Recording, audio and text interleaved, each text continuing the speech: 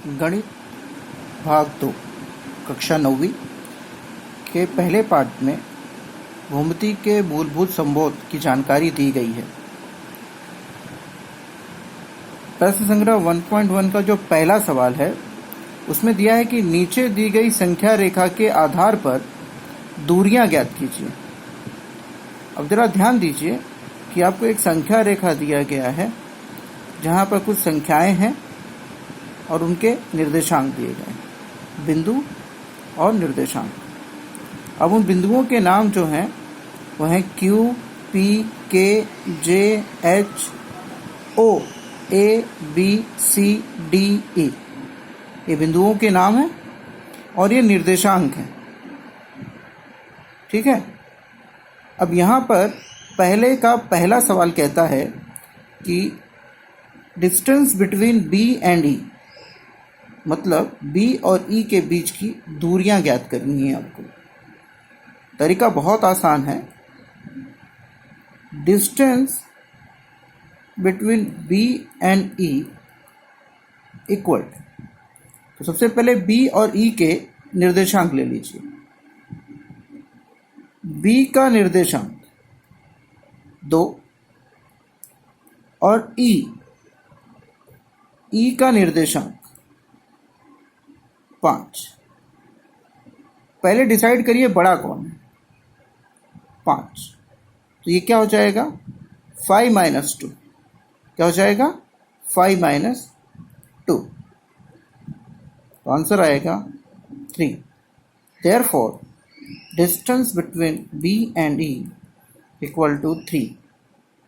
ठीक है, क्योंकि जो दूरी होती है वो कभी भी ऋणात्मक नहीं हो सकती, इसलिए बड़ी संख्या में से ही छोटी संख्या को घटाएंगे। तो दूरी है तो यहाँ पे लिखेंगे 3 इकाई, क्योंकि सवाल में मीटर, सेंटीमीटर, किलोमीटर नहीं दिया है, इसलिए हम लिखेंगे इकाई। दूसरे सवाल में J और A है। J और A बिंदुओं के निर्देशांक देखेंगे। J का निर्देशांक है -2, A का निर्देशांक है 1। अब बड़ा कौन है 1 है, तो हम क्या लिख सकते हैं कि अगर हमें दूरी J और A के बीच की निकालनी है तो हमें 1 में से माइनस करना पड़ेगा -2, 1 - -2, 1 ऋण 2।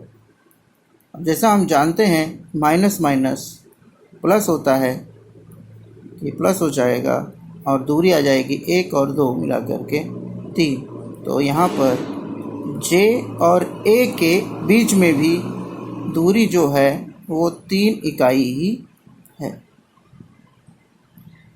अब आ जाते हैं J और H की बात। J और H, J का जैसे हम जानते हैं -2 दिया था, और H का है -1। अब बड़ा कौन है ये तय करना है, तो माइनस में याद रखिए जो छोटा होता है वो बड़ा होता है, तो माइनस में जो छोटा होता है वही बड़ा होता है। तो यहाँ पे -1 बड़ा है।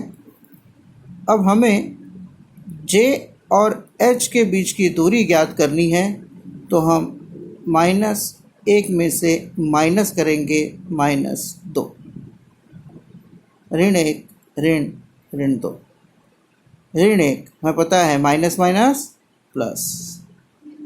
अब यहाँ पे प्लस माइनस माइनस, 2 में से 1 गया 1, और चिन्ह हमेशा बड़ी संख्या का होता है इसलिए 1।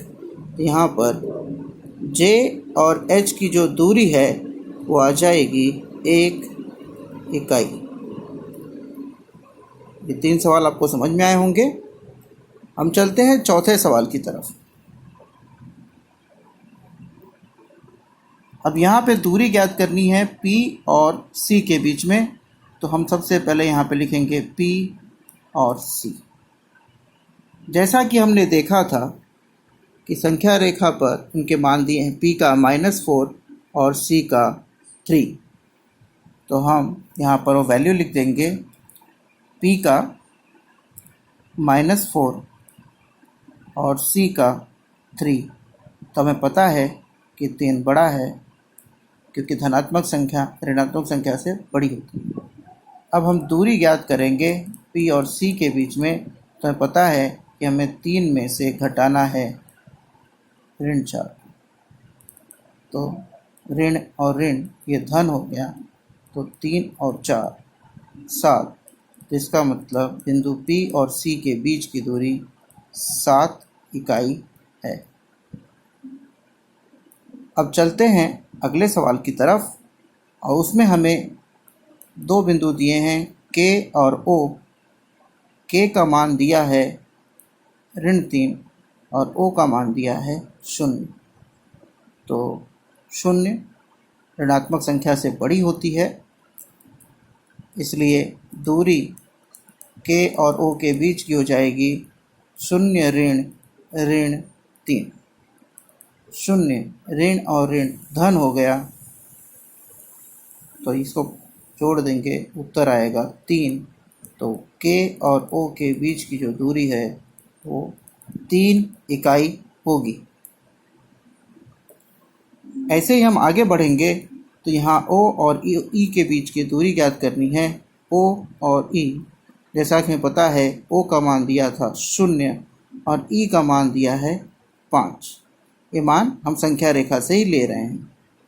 तो अब ये 5 बड़ा हो गया, तो हम जब ज्ञात करेंगे O और E के बीच की दूरी, तो हम 5 में से 0 को घटाएंगे, आंसर आ जाएगा 5। तो O और E के बीच की दूरी 5 इकाई है। अब आते हैं अगले सवाल पर।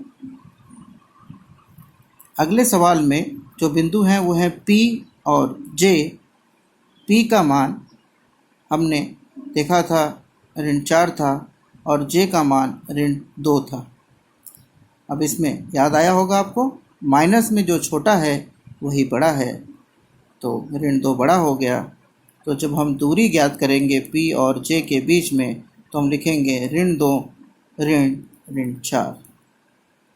ऋण 2 माइनस माइनस प्लस हो गया, ऋण ऋण धन हो जाता है। अब यहाँ पे प्लस माइनस माइनस होगा, 4 में से 2 जाएगा, 2 बचेगा, तो हमें उत्तर आ जाएगा P और J के बीच की दूरी 2 इकाई, क्योंकि चिन्ह हमेशा बड़ी संख्या का लगता है।